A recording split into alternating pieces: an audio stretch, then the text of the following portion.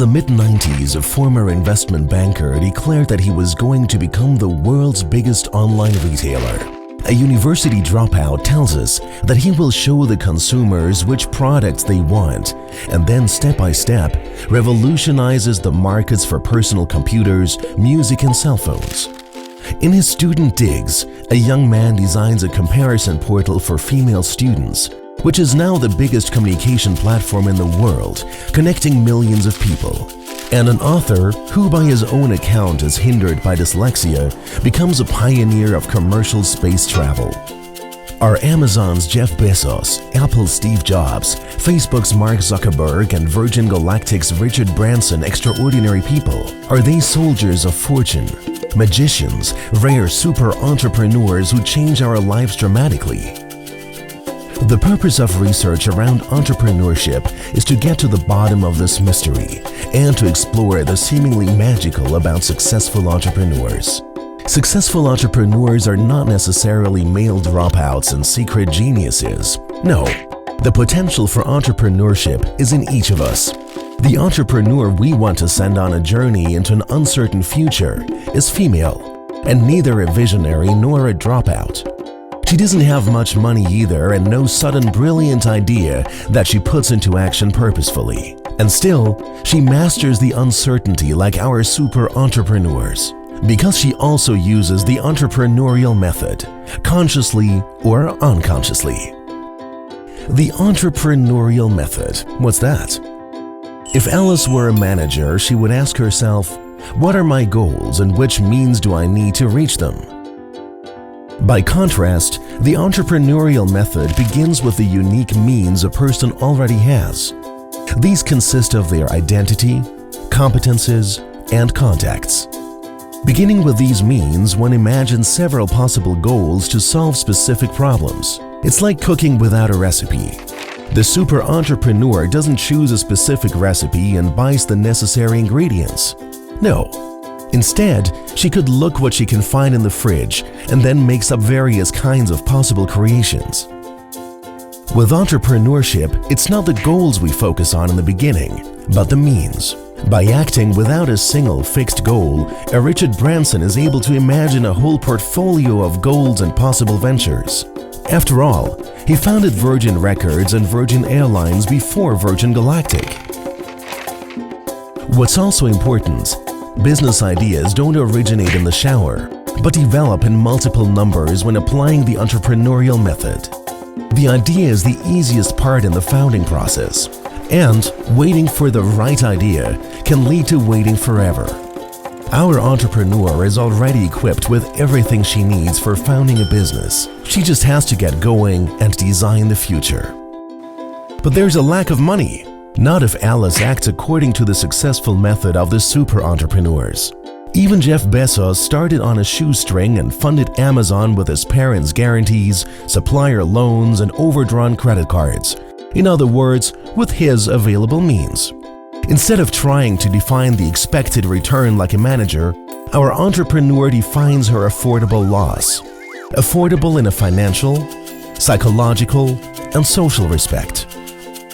Instead of going on vacation, she starts a venture.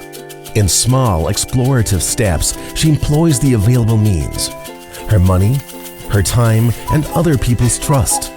If she fails at an early stage and at acceptable costs for her. With her stock of means, her subsequently conceivable portfolio of goals, and her affordable loss, Alice has all the prerequisites to embark on her entrepreneurial journey.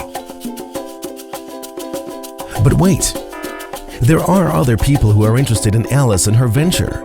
Surely they want to steal her idea, so Alice shouldn't talk about her goals under any circumstances. Wrong. What is she going to protect if she, herself, doesn't know exactly what it's going to look like? She has to talk about her venture to extend her stock of means and her portfolio of goals. Unlike in management, entrepreneurship is not about a win-lose situation along the lines of who gets the largest piece of cake. Neither is it about a win-win situation. Let's make the cake bigger together. In the entrepreneurial present with an uncertain future, the cake has not even been baked yet. Those who want to join become partners, bring in their means and decide together which cake to bake. The common shared goal. They negotiate the future together and co-create the products. By the way, don't we need a business plan with a clear understanding of where the journey is headed? An itinerary like that can be helpful, yes, but sometimes it prevents the journey to India from ending up in America, the promised land. So I'm sailing aimlessly in one direction or the other depending on the wind? But entrepreneurship is a crapshoot. Granted, luck is one element in the formula of success, but if I act according to the entrepreneurial method, I improve my odds. It's about a learnable routine and dealing with the unexpected. Learnable? But aren't you born to be an entrepreneur? After all, entrepreneurial success is rooted in the genes. Wrong. The entrepreneurial method of our super entrepreneurs can be applied by any of us. Everyone has a unique stock of means. It's what we make of it that determines the success. Entrepreneurs are made, not born. Even Richard Branson has had more failures than successes in his ventures. Success was only possible by learning from his failures, which prepared him for the uncertainty that awaits him on his journey in his spaceship. Maybe Alice from the entrepreneurial wonderland will be among his first partners, not as a passenger, but as a collaborator in creating the future of the world we live in. Entrepreneurs aren't prophets. They don't have to predict the future. They create it. Ready for your own entrepreneurial journey? Here's a short summary. First, entrepreneurship is not an extraordinary phenomenon, but lies dormant in each of us as an entrepreneurial potential to act. Second, according to the entrepreneurial method, I start with the available means.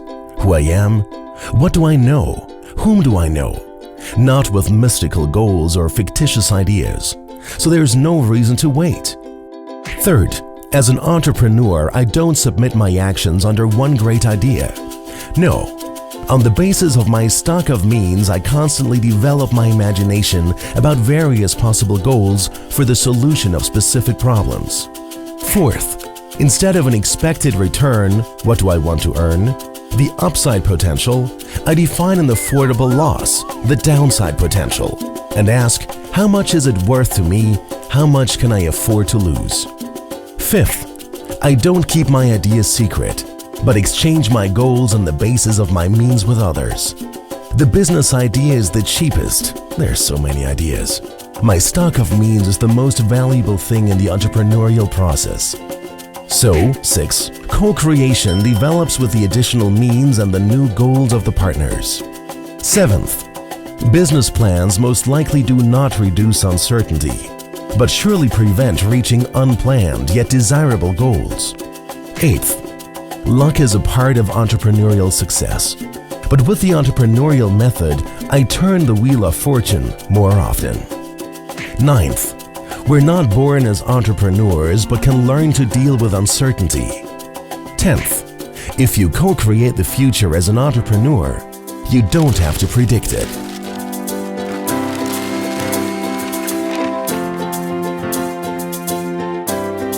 Science has many parallels to entrepreneurship. Scientists also experiment to get to the bottom of something new or to create something new.